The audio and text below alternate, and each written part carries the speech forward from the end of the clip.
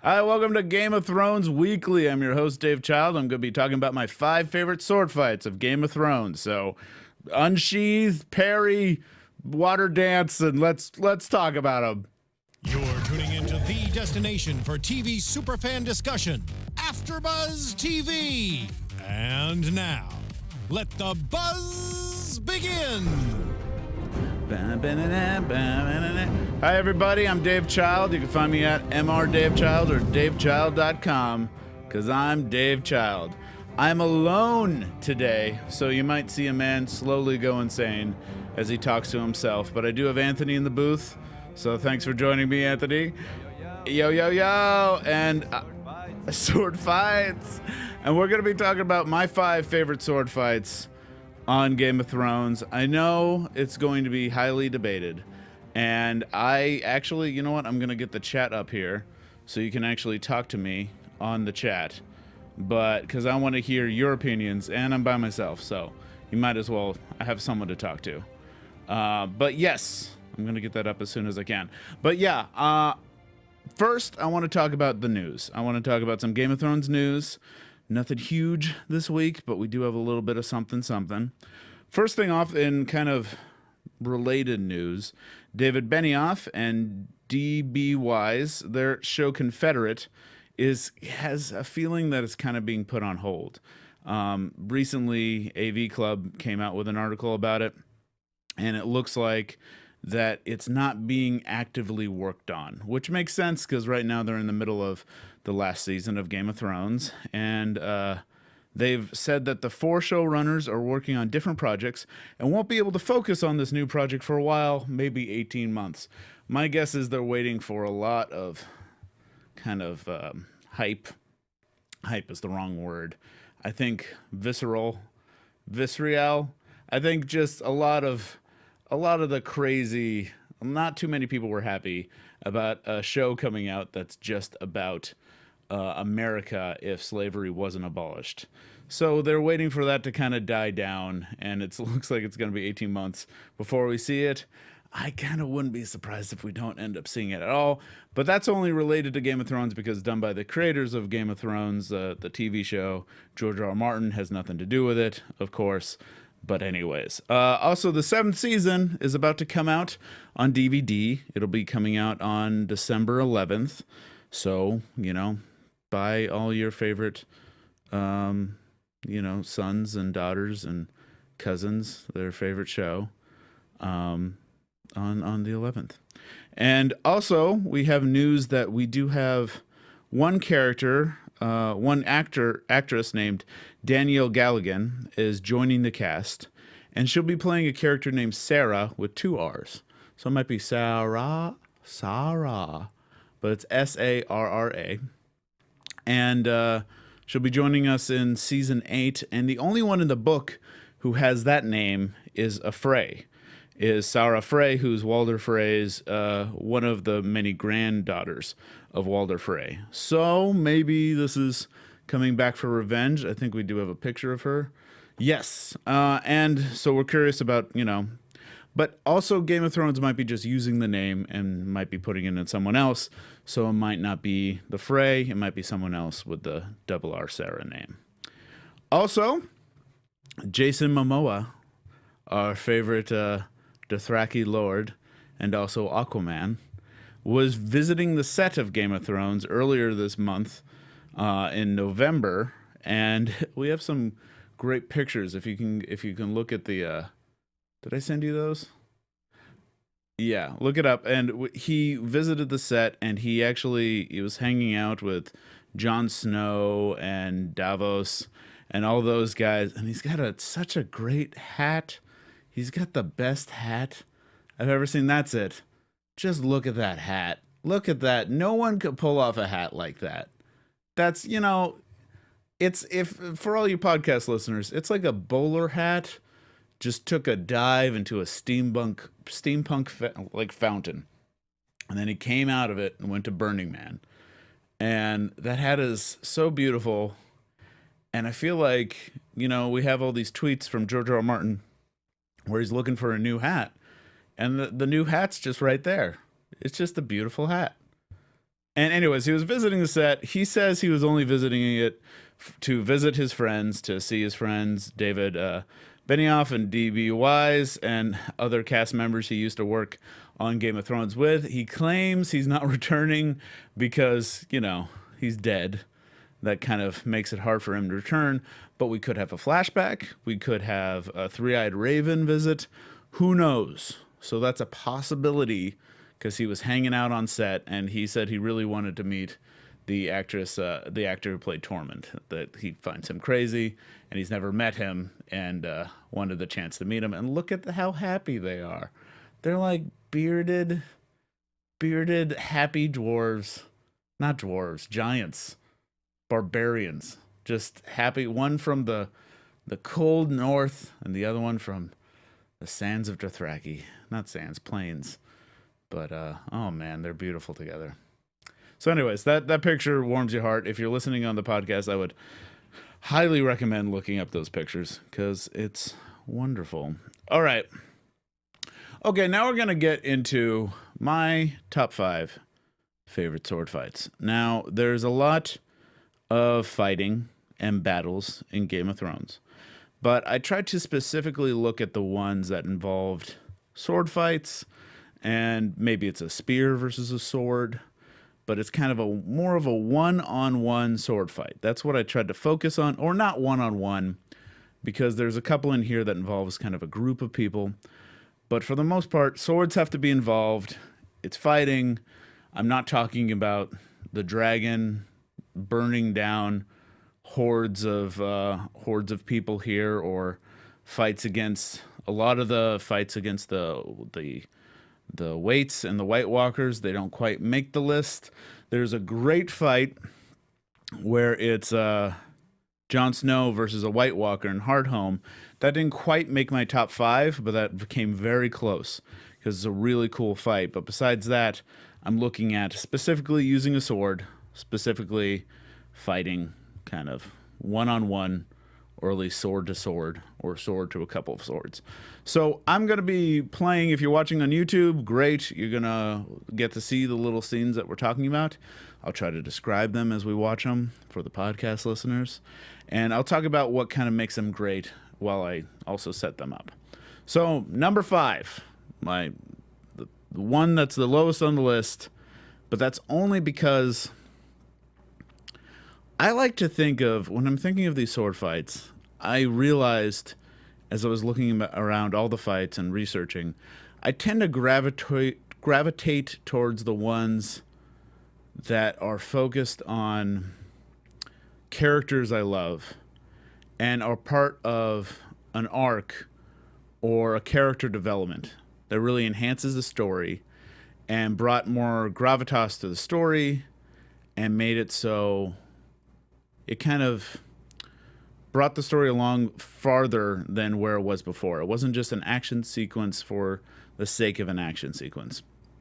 And the only one in this list that kind of is that, and is a bit more of a fan service than the other ones, is the Tower of Joy fight. And that's the only reason why it's number 5 and not higher on the list, because I think it's actually technically one of the best sword fights. Like, you really see some really expert sword fighting and use of blades, and while the other ones are a bit more character development and a bit more of actually enhances the characters. These are people, it's a young Ned Stark. When we see the Tower of Joy fight, we see it through the eyes of Bran with the three-eyed raven, who's showing him this important moment from the past, and we don't quite know why it's being shown yet. We just see that's from the past, and we see Ned Stark fighting with Sir Arthur Dayne, who, if you remember from my talk about all the different swords of Game of Thrones, is the Sword of the Morning, and he actually has the Sword of the Morning with him, which in the book is supposed to be like a sword made from a fallen meteor, a fallen star. But in the show, it's kind of just looks like another sword. In fact, one thing that Sir Arthur Dayne kind of stands out for in this sword fight we're about to watch is his use of 2 swords, which I thought was kind of great because we don't really see anyone use. We see people use a long sword, or we see them use a bastard sword. I believe these are both bastard swords, but we don't see them use them together. Usually it's like one long sword with a dagger, or one giant two-handed long sword, and that's it. Or two daggers, or two smaller swords. But in this case, we see two rather large bastard swords being wielded by one man rather expertly. So, Anthony, you can start to play this actual fight.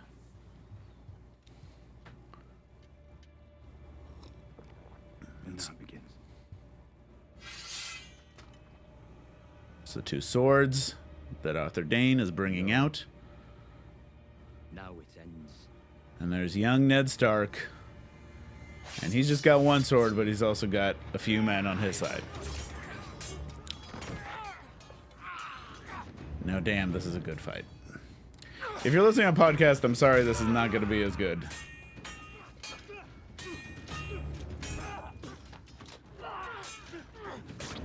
But what's great about this fight is people get whittled down as the fight goes on. And the only one who stands his ground is Sir Arthur Dayne. Now, right before this fight, we see Brienne seeing him and saying that that Ned always said that he was the best sword fighter he's ever seen, and he really proves it here.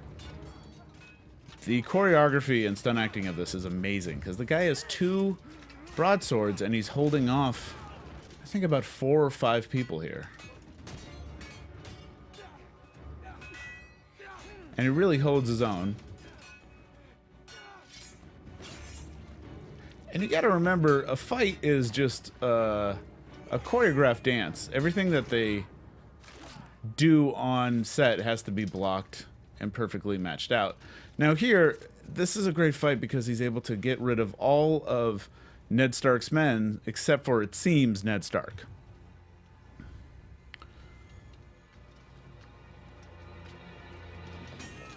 And so now the two fight on their own. But while Ned Stark is loyal, he's not really one to be known for sword fighting yet. Also, I gotta say, like, I love how this fight, particularly the last two standing, they make it feel like seem so much more epic because of like the attention that they give it. Yeah. Once the others are whittled down, once it comes to these two, it just feels like a completely different fight, like how it's shot. And like just like how high the stakes are right now. Yeah. And this is when Howland Reed comes in, who's Ned's compatriot, and stabs him in the back, and that's a big reveal too, because one thing we know about Ned is he's honorable, and he's not someone to usually rely on people being stabbed in the back from behind. Yet that's how he wins this fight. And also, this is a fight that he's always told his kids about, and that he's always won it, and without revealing the fact that he had to have someone stab him in the back in order to win it. Which is a great moment in Ned Stark's character that we didn't expect, because he died for a sense of honor and loyalty. So we don't expect him to have this famous fight that he actually has been not telling his kids the truth about. So that's... I had to put this fight on the list, because I think it's one of the most famous fights, and it was one of the most looked forward to fights from the book, because it was really expertly described, and everyone was looking forward to when it was coming. I think it would be higher on the list, because I think the choreography and the blocking are actually the best of all the sword fighting, but because it's not revolving around characters that I'm heavily invested in, I didn't feel like an emotional connection to it as much as the other ones I'm about to talk to.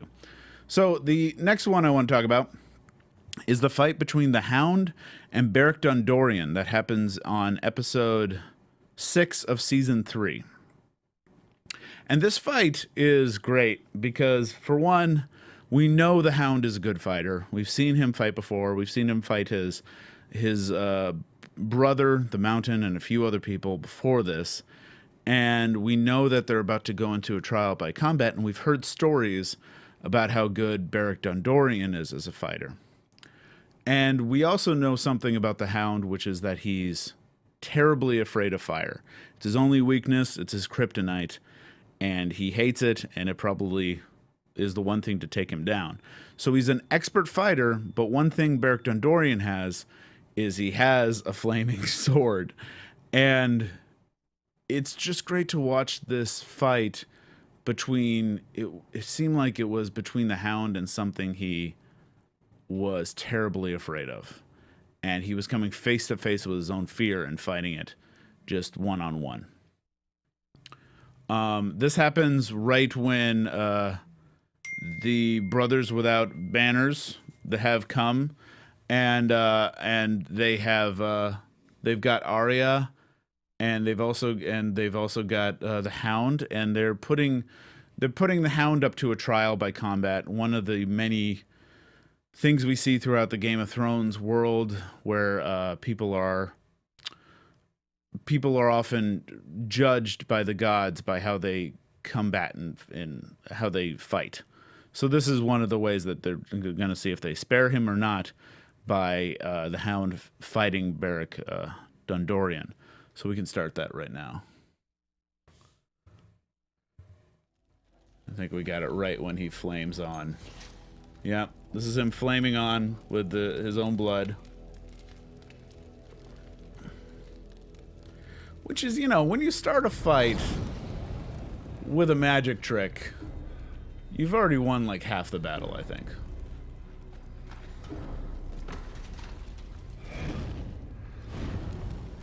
And the only thing the Hound has, well, he has his sword, but he also has a wooden shield.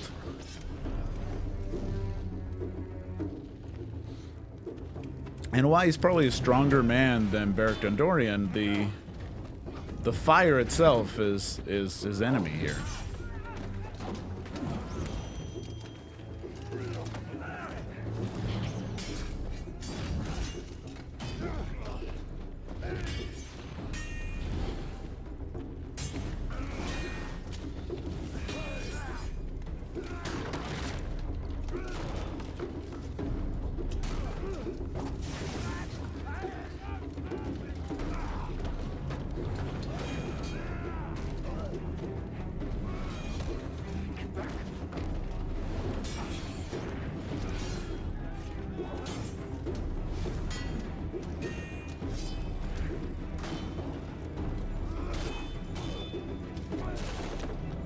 And again, the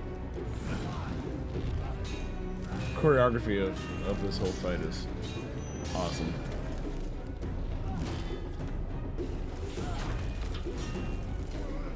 Alright, now he's lit the wooden shield on fire. So he's got a flaming shield on his hand as he's trying to fight. And they're chanting guilty. And Arya, at this point in the story, Arya hates the Hound, and the Hound is still on her list. So she's cheering Dondarrion on here. And this is when he's able to break through the flaming sword and kill Dondarrion.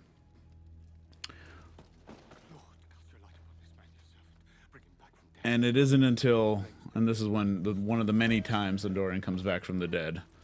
Because, you know, that's his superpower. And Arya runs to kill the Hound, but isn't able to reach him.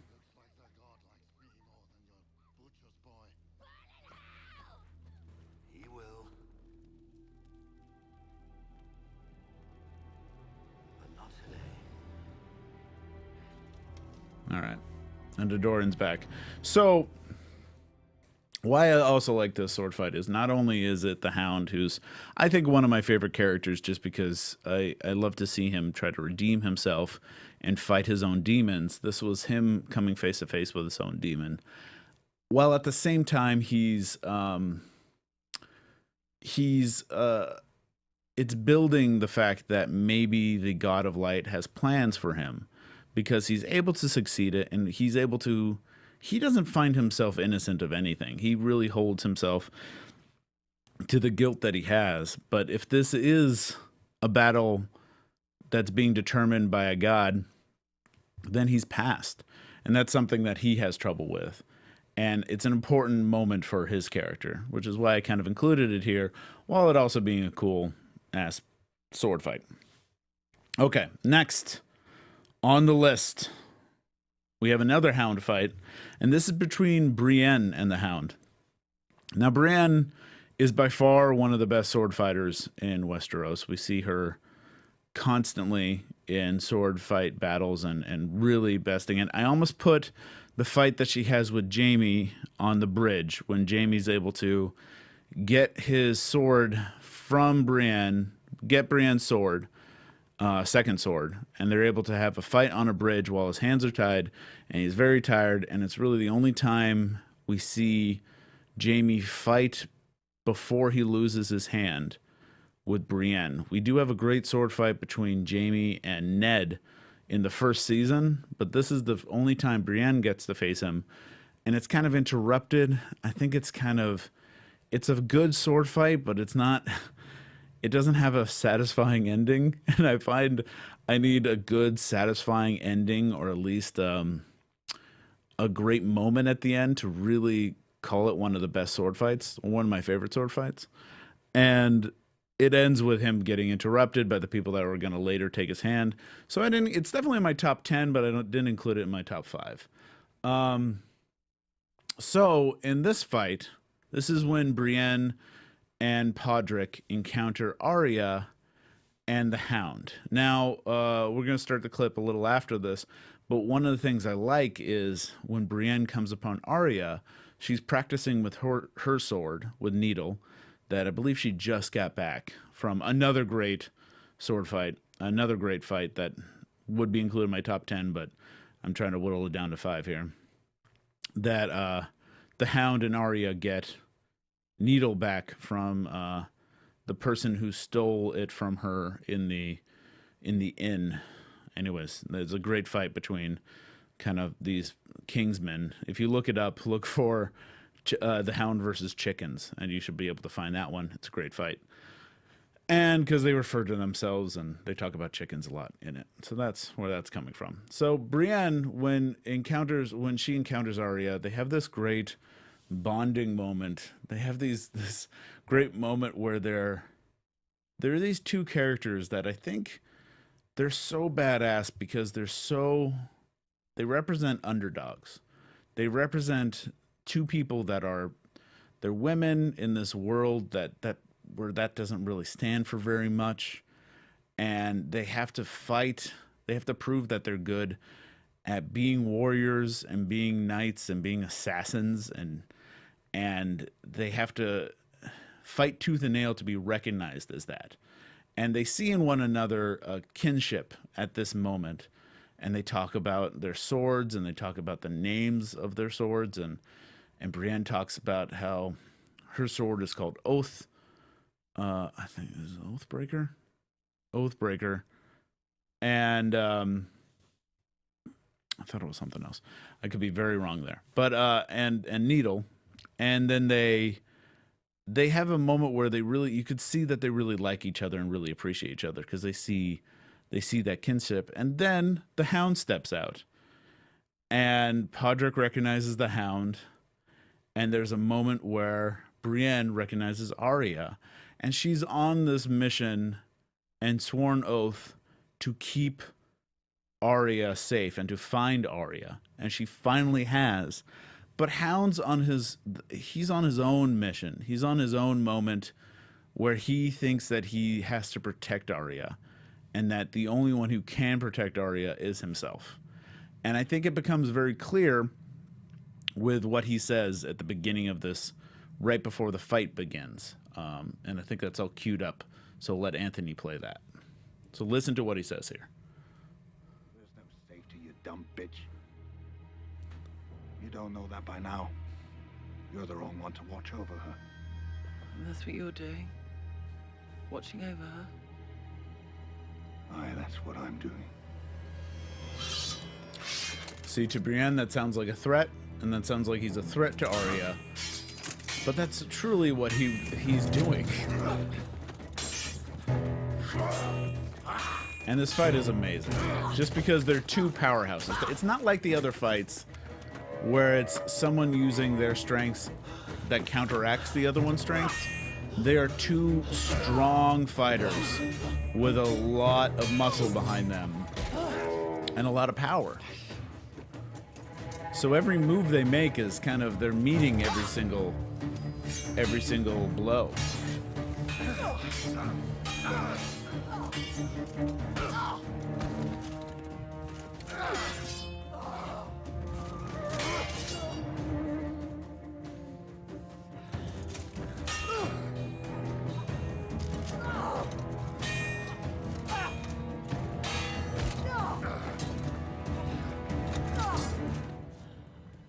And when Brienne finally does get the upper hand here, I have no wish to kill you, sir.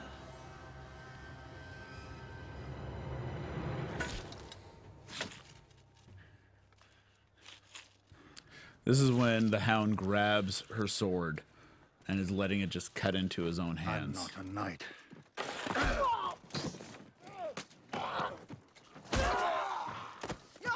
And now it just turns into... It turns into a fist fight, and it turns into them kicking each other. They even match, like, kicks to the groin. This is pretty brutal. But if you're a Game of Thrones fan, you're kind of used to it by now. So Brienne bites off his ear. And that's something I kind of forgot happened, so... Because you can't really notice if he has an ear or not since his face is already scarred off.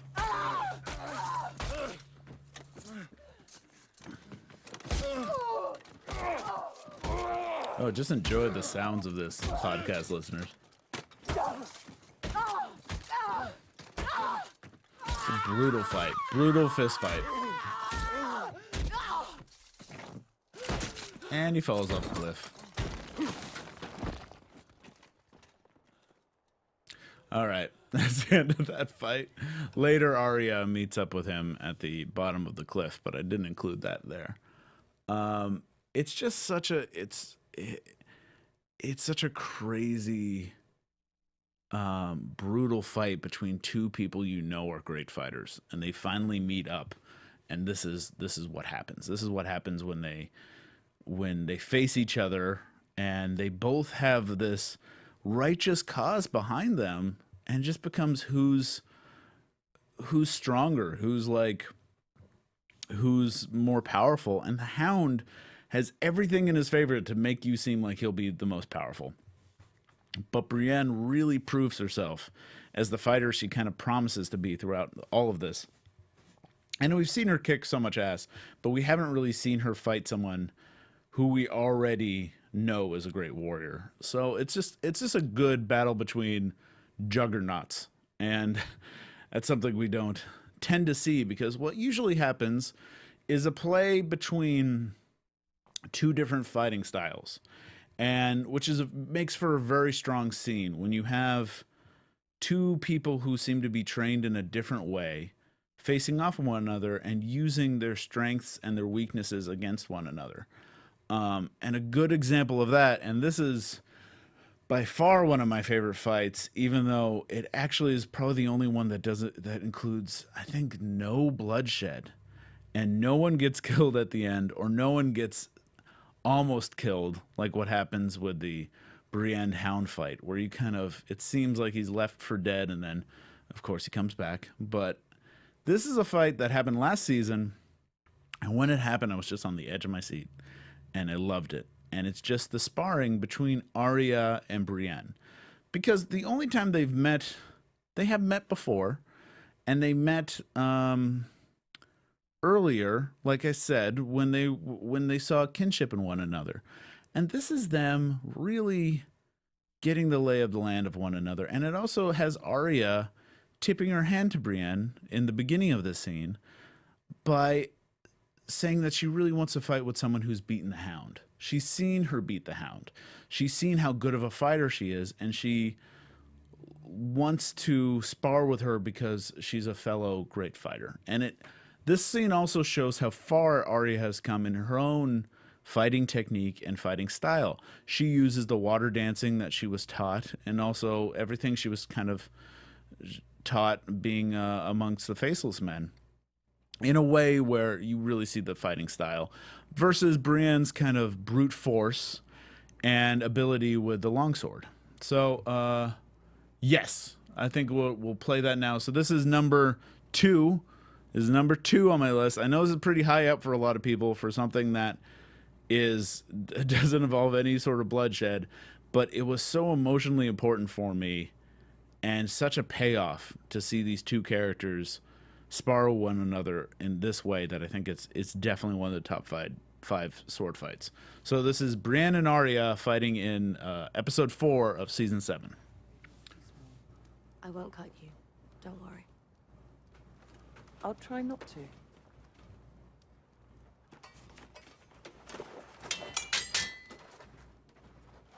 See, even there we see how Arya uses needle to hit her sword a couple times and then move away. And then she hides her sword behind her back and uses her own speed to dodge Brienne's giant sword. Technical term, giant sword. Not at all.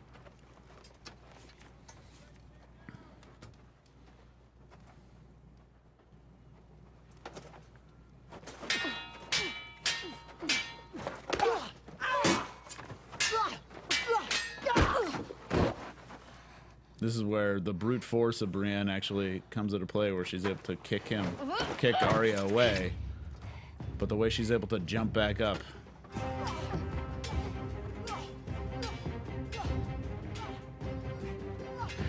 And this fight has the added benefit of also showing Sansa and Littlefinger how dangerous Arya has become.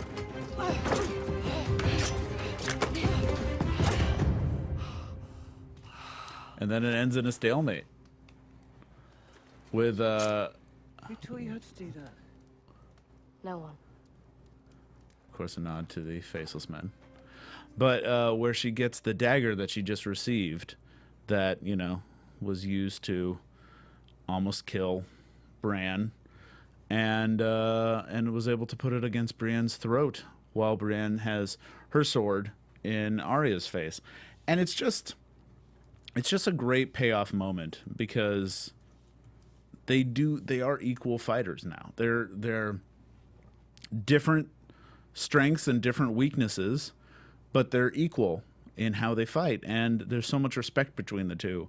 I just love that little fight scene, even though it's very small, no bloodshed. It did escalate the tension at the time between Sansa and Arya because they were leading up to that red herring where Sansa is maybe about to turn on Arya, and this shows why maybe she should, because she seems so dangerous, and then they pay it off later. All right, now I'm going to talk about my number 1 choice. I don't think there's a one-on-one fight that has beaten this moment. I think there's battles. The Battle of the Bastards is one of the best episodes and full-on battle scenes, but it's not, I wouldn't call it a sword fight because it's not one person versus another person with a single weapon in their hands, or one person versus a group of people in just kind of a one-on-5 scenario. There's a great fight. There's some honorable mentions I want to mention before this one. I love Ser Jorah in the pits right before the Sons of Harpy attack and the Dragonlands. That's a great fight. And then there's also the Kingslayer and Ned Stark. They fight together on episode 5 of season 1. It's kind of a nice payoff because we get to finally see the Kingslayer, and this is back when Jaime was thought of as a real asshole. So we get to see him fight Ned, who we consider the hero at the time, kind of facing off against one another. But the fight between, I even looked up like, okay, what about when Jon Snow fights Ramsay Bolton? But even in that fight that was arrows versus a single shield. And they was able to hold the shield and just like attack him and use brute force, but not really a sword. He loses his sword. Jon Snow, actually, if you look at all of his fights, he loses his sword in every single fight. He's not that great of a sword fighter. I think he just has luck and destiny on his side, but he is a good fighter. He just loses his sword all the time. He's able to recover from that and improvise, and he has a great sword that he's able to get back. And when he was fighting a White Walker, he was able to defeat him because he had the Valyrian sword, but he loses his sword most of the time. All right, but this scene is amazing, and I think you know what it is because it hasn't been in this top 5 so far, but it's the fight between the Mountain and the Viper that happens in Season 4, Episode 8. Now, it has a pretty brutal ending, as I'm sure you know when you watch it, so maybe we'll cut it off right before the ending because we kind of know what's going to happen, and we don't quite need to see the gore on this YouTube channel, but it's a great ending, too. And, all right, so we're going to play it. So just to set up this moment, this is Tyrion was accused of killing Joffrey. And to choose as his champion, he chooses the Viper, who fights against the Mountain. Now, the Viper has been on a mission against the Mountain this entire time because he'll explain it in this scene that we're about to watch. But the Mountain, he believes the Mountain has killed his family and his sister and his sister's kids, and they talk about it in this scene.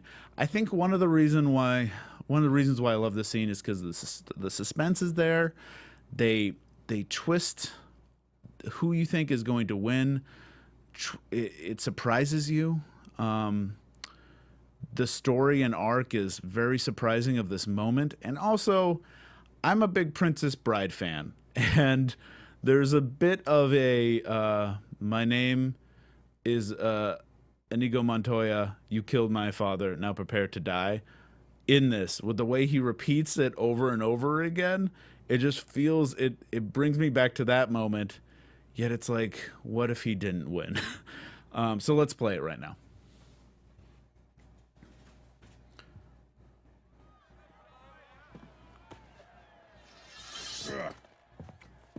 This is, by the way, the first actor of the Mountain, so it's not quite the Mountain we've... No, second actor on the Mountain. I'm sorry. It's the Mountain we have grown to love.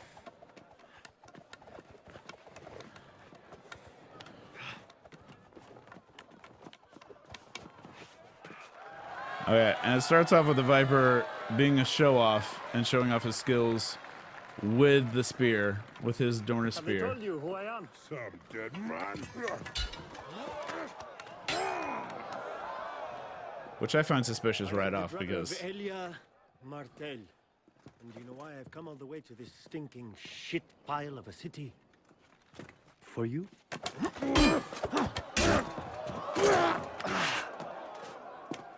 I'm going to hear you confess before you die. You raped my sister. You murdered her. You killed her children. Say it now and we can make this quick. It's also great to see the use of a spear. Say it. You raped her? You murdered her? You killed her children. And how it can be used in a close fight like this. Because too often we think of spears as just being thrown. You raped her! You murdered her! You killed her children! But the way he has a shot against the Mountain here is to keep his distance, and that's what the spear lends itself to. So now it's cut in half, and when it's knocked away from him, he has less of a chance.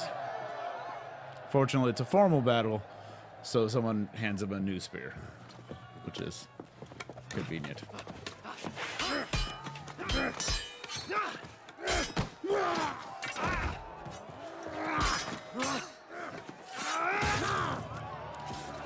Now he gets the hit, or the Viper actually gets the hit the Mountain.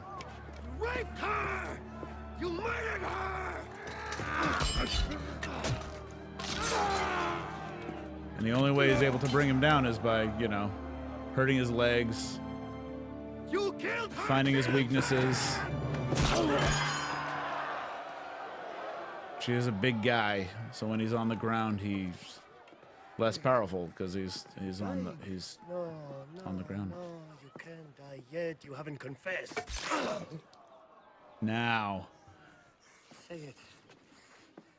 Say her name. here's where the Viper's weakness comes into play. You raped her. You killed her children. Elia Martel. Who gave you the order? His Who pride gave you the order? and also Say his her name. search You for raped vengeance her. You murdered her. You killed her children. keeps him from killing him when he should. Say her name. Say it. And this is when the twist happens. Teeth are knocked out. Elia Martel. Okay, all right. The children that are raped her. And then this brutal ending happens. Like this. Enjoy it, kids. All right. There we go. That